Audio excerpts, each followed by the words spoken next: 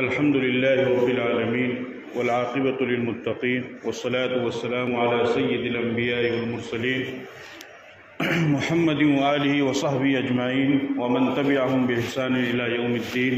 أعوذ بالله من الشيطان الرجيم. بسم الله الرحمن الرحيم. وهو على كل شيء قدير.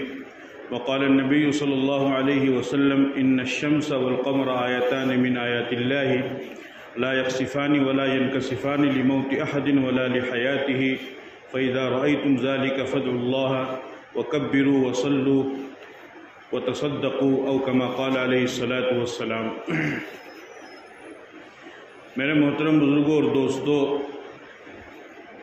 کائنات کے اندر جتنی بھی چیزیں ہیں ان تمام چیزوں پر اللہ رب العزت کی قدرت کاملہ ہے، اور کائنات کی ایک ایک چیز میں اللہ رب العزت تاثیر کو پیدا فرماتے ہیں، اور کائنات کی جس چیز میں اللہ پاک نے جو تاثیر رکھی ہے وہ تاثیر اس چیز میں اسی وقت پیدا ہوتی ہے، یا دوسرے الفاظ میں یوں کہیے کہ وہ چیز اپنے اندر تاثیر اسی وقت دکھاتی ہے جب اس کو اللہ کا حکم ہو، اور اگر اللہ تعالیٰ کا حکم نہ ہو تو وہ چیز اپنی تاثیر کو ظاہر نہیں کر سکتی، اپنی تاثیر کو دکھا نہیں سکتی، اور اپنی تاثیر کے مطابق عمل پیرا بھی نہیں ہو سکتی ہے.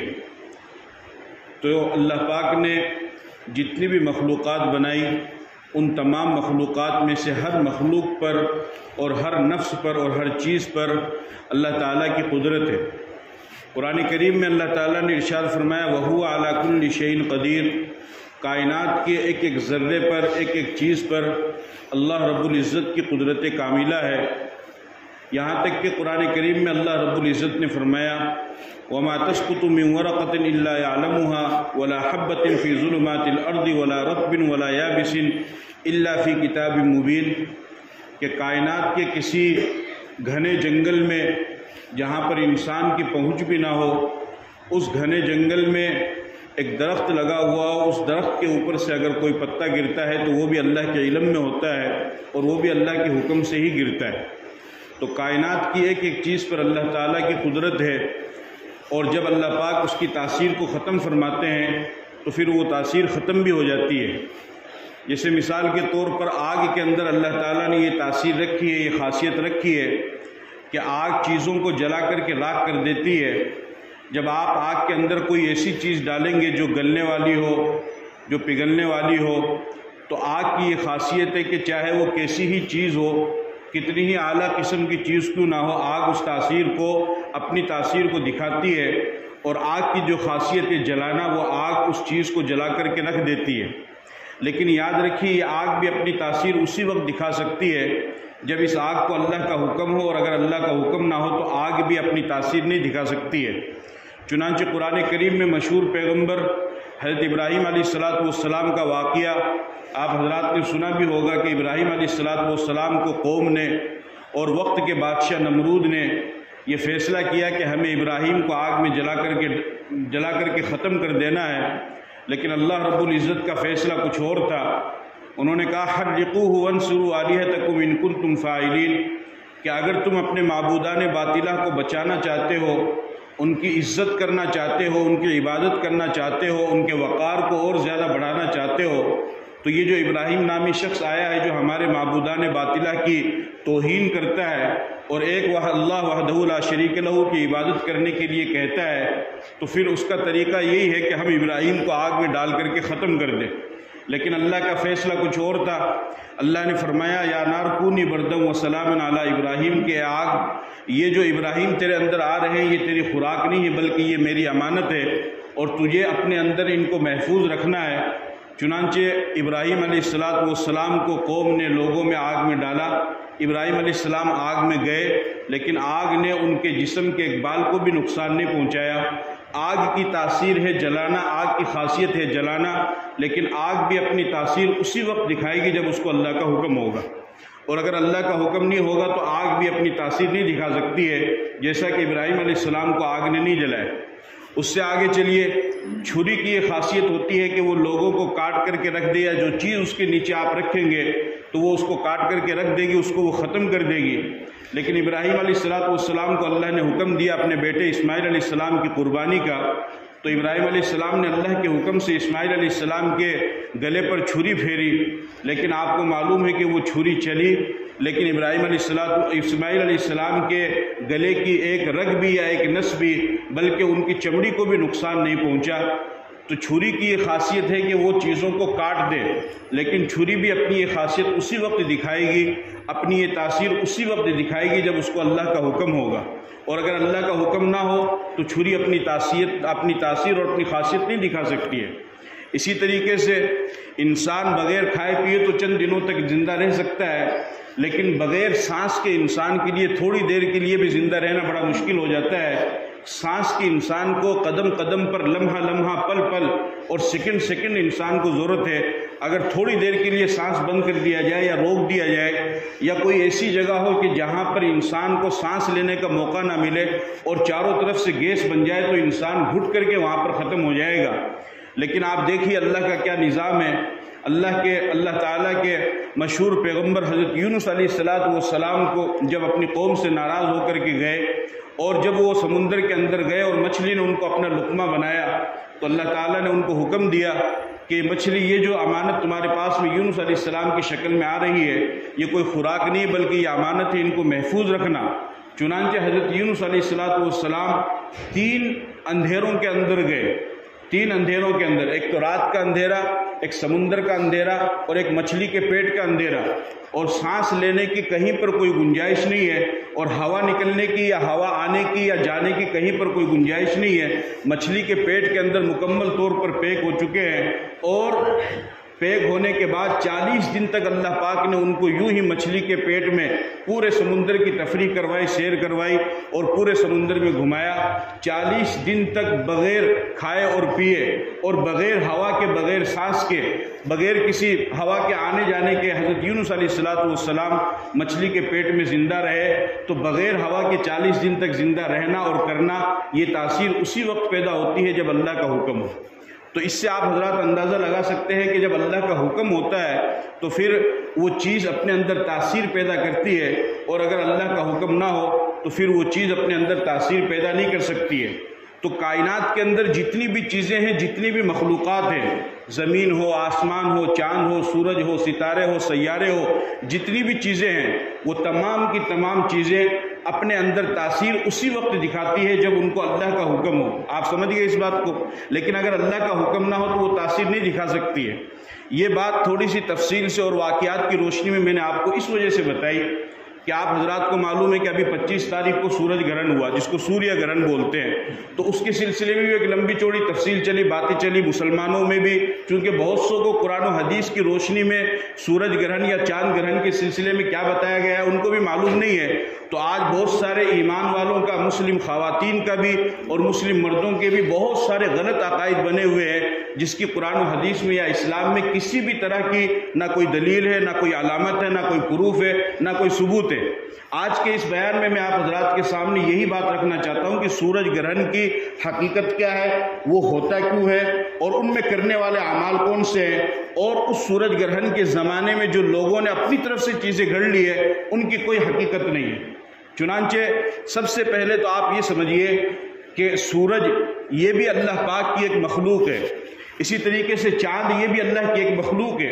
جس طریقے سے انسان، جنات اور فرشتوں کو اللہ نے پیدا کیا، زمین آسمان کو پیدا کیا، اس طریقے سے چاند اور سورج کو پیدا کرنے والا بھی کون ہے؟ اللہ ہے۔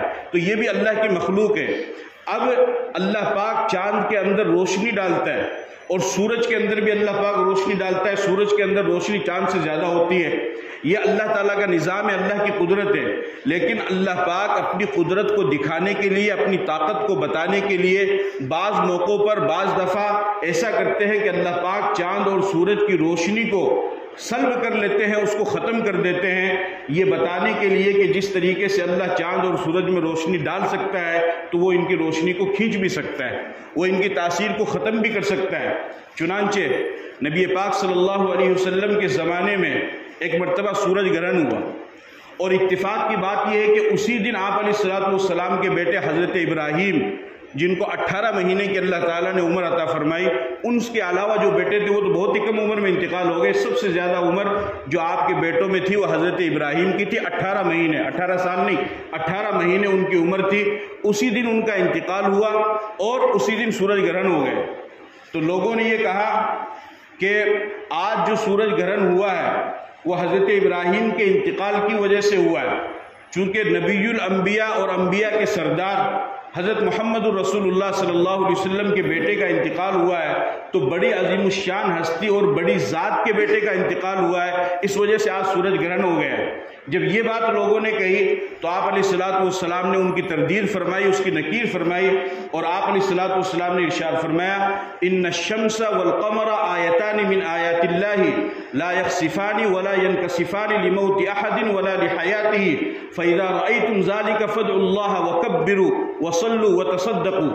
آپ علیہ الصلوۃ والسلام نے فرمایا کہ لوگوں سنو، تم نے یہ جو خیال بنا رکھا ہے کہ حضرت ابراہیم کے انتقال کی وجہ سے سورج گرہن ہوا ہے، تمہارا یہ خیال اور تمہارا یہ گمان اور تمہارا یہ وہم سراسر غلط ہے، اس کی کوئی حقیقت نہیں ہے. پھر آپ نے فرمایا کہ سورج اور چاند یہ دونوں اللہ کی نشانیوں میں سے نشانیاں ہیں. جس طریقے سے دیگر چیزیں اللہ کی علامات ہیں، گرمی ہے، سردی ہے، دن ہے، رات ہے، اسی طریقے سے چاند اور سورج یہ بھی اللہ کی نشانیوں میں سے دو نشانیاں ہیں. اور اللہ پاک ان کی روشنی کو سلب کرتے ہیں اور ان کو روشنی عطا بھی فرماتے ہیں. لیکن یاد رکھو کہ سورج گرہن کسی کے نہ تو انتقال کی وجہ سے ہوتا ہے اور نہ کسی کی ولادت کی وجہ سے ہوتا ہے.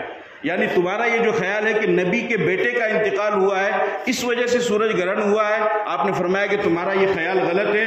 سورج گرہن نہ تو کسی کے پیدا ہونے سے ہوتا ہے اور نہ کسی کے مرنے سے ہوتا ہے.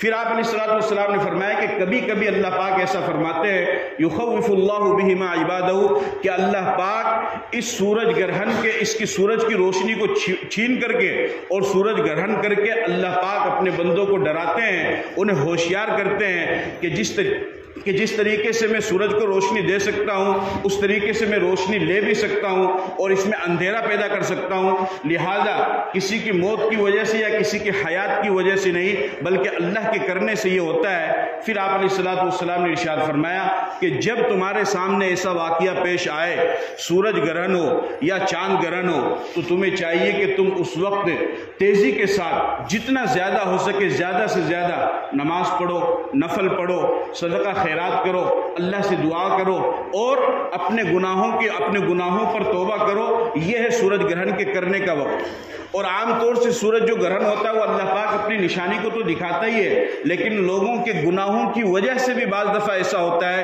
کہ سورج کا نور اور سورج کی روشنی ختم ہو جاتی ہے. یعنی لوگوں کے اعمال اتنے خراب ہو جاتے ہیں، ان کی برائیاں اتنی زیادہ ہو جاتی ہیں، ان کے گناہ اتنے زیادہ ہو جاتے ہیں کہ سورج اس لائق رہتا ہی نہیں کہ وہ لوگوں پر روشنی ڈالے، لہذا اللہ پاک اس کی روشنی کو ہی چھین لیتے ہیں. تو یہ اللہ پاک کے ناراض ہونے کی علامت ہے. لہذا جب کبھی ایسا موقع آئے زیادہ سے زیادہ استغفار کرو، دعا کرو، توبہ کرو، نماز پڑھو، صدقہ خیرات کرو، اللہ کو راضی کرنے والے اعمال کرو، تو یہ تمام چیزیں ختم ہو جائیں. چنانچہ آپ علیہ الصلوۃ والسلام کے زمانے میں جب سورج گرہن ہوا تو صحابہ فرماتے ہیں کہ آپ علیہ الصلوۃ والسلام اتنی تیزی سے اس کی طرف گئے، مسجد کی طرف، کہ جیسے قیامت آ گئی ہو، اور فوراً آپ گئے اور جا کر کے آپ نے نماز پڑھی، رکوع اور سجدہ کیا، قیام کیا اور پھر اللہ پاک سے دعا کی اور صحابہ نے بھی دعا کی یہاں تک کہ سورج گرہن ختم ہو گیا. تو اس لیے ایک مسلمان ہونے کی حیثیت سے میرا اور آپ کا، ہم سب کا یہ فرض بنتا ہے کہ ہم ان چیزوں پر اعتماد نہ کریں جو اخباروں میں آ رہی ہے، ان چیزوں پر اعتماد نہ کریں جو ٹی وی چینلز پر آ رہے ہیں، کیونکہ اخبار میں آنے والا یا اخبار میں چھاپنے والا، ٹی وی چینل پہ دینے والا، میڈیا میں دکھانے والا کوئی مفتی یا عالم نہیں ہے. وہ تو اپنے حساب سے اپنے عقیدے کو بتاتے ہیں اور ہمارے بھائی اسی کو سن کر، اسی کو پڑھ کر کے اپنا عقیدہ بنا لیتے ہیں. مسلمان کا سب سے پہلا فرض یہ بنتا ہے کہ جب اس کے سامنے کوئی نیا واقعہ پیش آئے تو وہ اسلام کی روشنی میں معلوم کرے کہ قرآن و حدیث کی روشنی میں اس کی کیا حقیقت ہے، اور ہر چیز کی حقیقت موجود ہے. آج ہمارے درمیان بہت سارے غلط عقائد پیدا ہو گئے. یہ بھی کہا جاتا ہے کہ سورج گرہن کے وقت عورت کو باہر نہیں نکلنا چاہیے. یہ بھی کہا جاتا ہے کہ سورج گرہن کے وقت جو عورت حاملہ ہوتی ہے، امید سے ہوتی ہے، اس کے پیٹ میں بچہ ہوتا ہے، اس کو چاقو اپنے ہاتھ میں نہیں لینا چاہیے، ورنہ بچے کا جو ہونٹ ہے وہ کٹا ہوا بچہ پیدا ہوگا. اب ایک عورت کو گھر میں سبزی کاٹنے کی ضرورت ہے، وہ چاقو نہیں لے گی تو کون لے گا؟ اس کو سبزی پکانی ہے، اس کو کھانا پکانا ہے، اس کو کسی اور چیز کی ضرورت ہے، اس کو اپنے روم سے باہر بھی نکلنا، آپ کہتے ہیں کہ سورج کی طرف بھی نہ دیکھے۔ تو یہ جو لوگوں نے عقیدے بنا رکھے ہیں، ان عقیدوں کی کوئی حقیقت نہیں ہے۔ سورج گرہن کے وقت جو کرنے کے کام ہیں وہ میں نے آپ کو بتلا دیے ہیں۔ نماز پڑھو، توبہ استغفار کرو، دعا کرو، صدقہ خیرات کرو، باقی یہ جتنی بھی چیزیں ہیں کہ سورج گرہن کے وقت یہ نہیں کرنا چاہیے، یہ نہیں کرنا چاہیے، یہ نہیں کرنا چاہیے، عورت ایسا نہیں کر سکتی، عورت ویسا نہیں کر سکتی ہے۔ ارے اتنا سورج گرہن سے ڈر رہے ہو، نماز نہیں پڑھ رہے، اس سے تو ڈرو کہ ہم نماز نہیں پڑھ رہے اللہ ناراض ہو جائے گا، ہم زکوٰۃ نہیں دے رہے اللہ ناراض ہو جائے گا، ہم نیک اعمال نہیں کر رہے اللہ ناراض ہو جائے گا۔ تو ان تمام چیزوں کو سمجھنے کی اور اس پر عمل پیرا ہونے کی ضرورت ہے۔ لہذا ہم سب کا یہ فرض بنتا ہے کہ ہم ان چیزوں کو جانیں، ان کو سمجھیں، اور یہ جتنے بھی عقائد لوگوں نے اپنی طرف سے گھڑ رکھے ہیں، اسلام کا اس سے کوئی تعلق نہیں ہے۔